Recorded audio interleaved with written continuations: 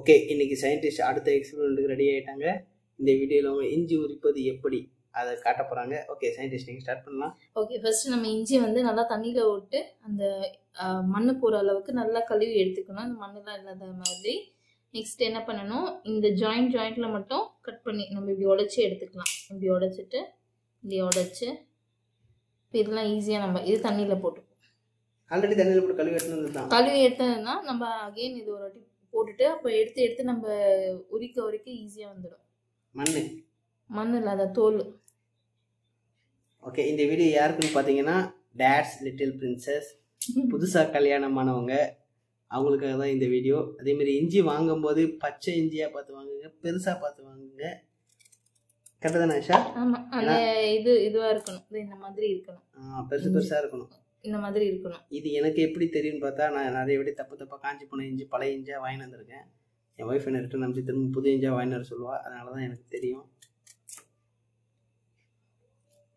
First இந்த மாதிரி cut பண்ணி எடுத்துட்டு உடைக்க முடியல அவங்களால. ஆமாம், உடைக்க முடியல, ரொம்ப கஷ்டப்படுறாங்க. நான் வேணா ஹெல்ப் பண்ணிட்டா நீங்கள் ஃப்ரேம் அவுட் ஆஃப் ஆகுறீங்க. ஓகே, பொறுமையாக போடுங்க. கையில் கத்தி வச்சுன்னு உடைக்கிறீங்க, பார்த்து உடைங்க. பார்த்துடி, கையில் கத்தி வச்சிருக்க.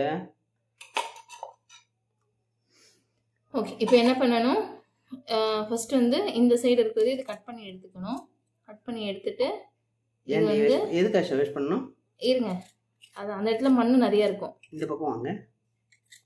இப்படி வந்து நம்ம இப்படி வச்சுட்டு இப்படி சொல்லாண்டி எடுத்துக்கணும். கீரி எடுக்கிறாங்க. எடுத்துட்டு அந்த தோல் வந்து தண்ணியிலேயே போட்டுரும்.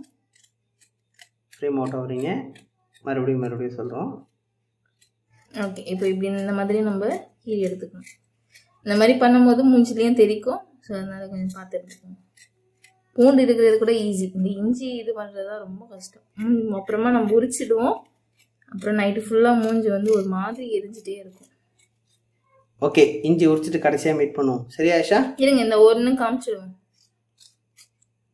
எனக்கு வேலை இருக்குடி. சரி, எனக்கு வேலை இருக்குது மனைவியார் அவர்களே, துணைவியார் அவர்களே. நீங்கள் திரும்பவும் ஃப்ரேம் அவுட் ஆகுறீங்க துணைவியார் அவர்களே. இப்படி நீட்டாக உரிச்சு எடுத்துக்கலாம். கீரி